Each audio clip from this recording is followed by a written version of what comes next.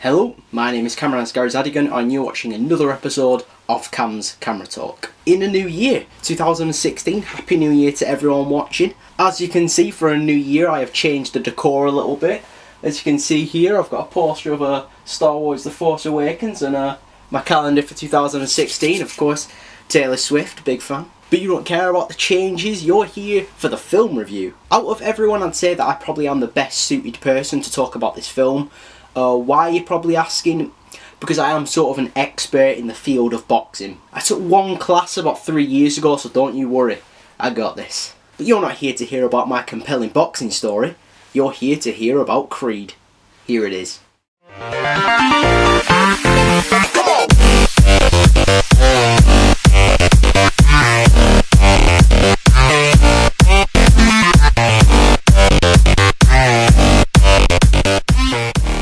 So Creed is a continuation of the Rocky franchise, but instead of the main character being Rocky Balboa, now we have a new title character, who is Adonis Creed, who is the son of Apollo Creed from Rocky 1, 2 and 3. I've got a lot to say about this film, but I am going to start with the performances. Now, if I could sum the performances up in this film with one word, it'd probably be wow. Everyone excels in these parts. Adonis Johnson Creed is played by Michael B. Jordan and he is phenomenal. Sure, he took a hit with his last film, but that wasn't really his fault and he proves that with this performance. I was worried whether he was strong enough to carry a film of this magnitude, but the answer is a resounding yes. Yes, he can. Holy shit. Sly Stallone. Before I even went to go see this film, I'd saw that he won Best Supporting Actor at the Golden Globes, so I knew it was going to be good. I just didn't know how good. Without any question, this is the best character Stallone has ever taken on. And I realise he's played Rocky Balboa in 6 previous films, but this looks at the world in a different way. It focuses more on him as a character instead of just being an icon. He also has some amazing speeches in this film. I'm not going to lie, there were a few moments where he was actually pulling on my heartstrings. Tessa Thompson plays Bianca, who is the love interest of Adonis in this film, and she's really good.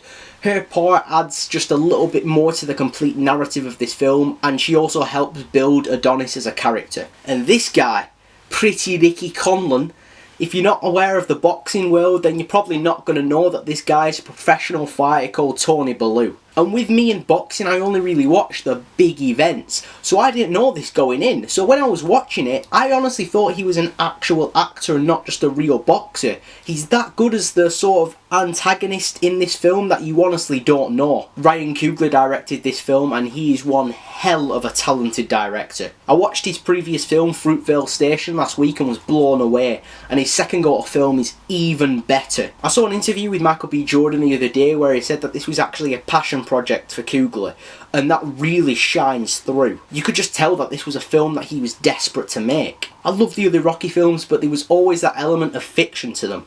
I mean, I know the first one was based on real events, but still it was a very theatrical story.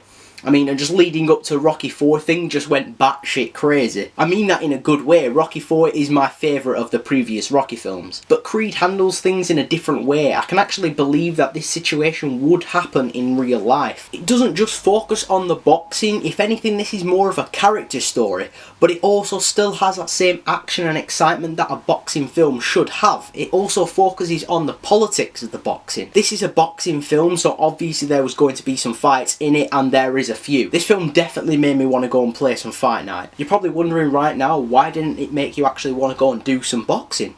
And potentially ruin this pretty face? No thank you, I'll stick to fighting with a controller, thank you very much. But I love how each fight was handled in such a different way, but all of them are just as exciting as one another. One of the fights is made to look like it's just done in one shot, and that's so impressive. I mean, I am a sucker for those long takes in films which follow the action. An example of what I mean is at the beginning of Spectre, or pretty much the entire film of Birdman. But it is so impressive that they were actually able to capture an entire fight in this manner. The story in this film flows so beautifully. I can't even think of any moment where I thought the story was dragging a little bit. All the storylines kept me interested. There's a certain storyline with Bianca and her music where I felt that other filmmakers probably would have dwelled on it for a little bit too long, but no, Coogler keeps it focused and shoots it for the right amount of time to keep your interest. Long story short, Creed is everything I wanted it to be and more. It's probably my favourite film in all of the Rocky franchise. If you're a Rocky fan, you're gonna love it. Hell, even if you're not a Rocky fan, you'll probably still love it. Because for me, the verdict on this one is very easy. So for me, Creed gets a treble thumbs up. I know what you're probably thinking, you're probably like, Cameron, you're just giving everything a treble thumbs up, what the hell? So yeah, sorry, I haven't had much free time lately, it's been a busy couple months for me, so I've only really gone to watch the films that I've actively really wanted to go and see. When I get more free time, that'll open me up to experience more of the plethora of shit out there. I guess you're also thinking this has been a little bit more review based and a little less comedy based. Well, that's actually if you can class any of my videos as being comedy based. Well, that's because most of the humour comes from picking apart the flaws in a film. And this film doesn't really have any. On a side note, the Oscar shortlist has been announced. I was a little bit gutted to see an absence of Creed in there for Best Picture, but oh well. The actual ceremony itself takes place on the 28th of February, and I love Oscar season so much. So I've got the shortlist now, I know what to watch. I'm going to try and review as many films as possible. I've already seen a couple of them, so I'm going to do reviews for them.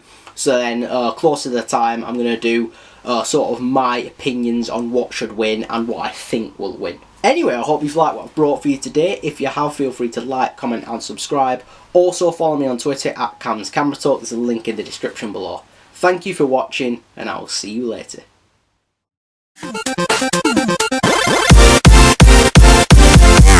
Have them, so it just demeans him a little bit as a villain. But nonetheless, I did like him as a character. I thought Adam Driver did a really good job.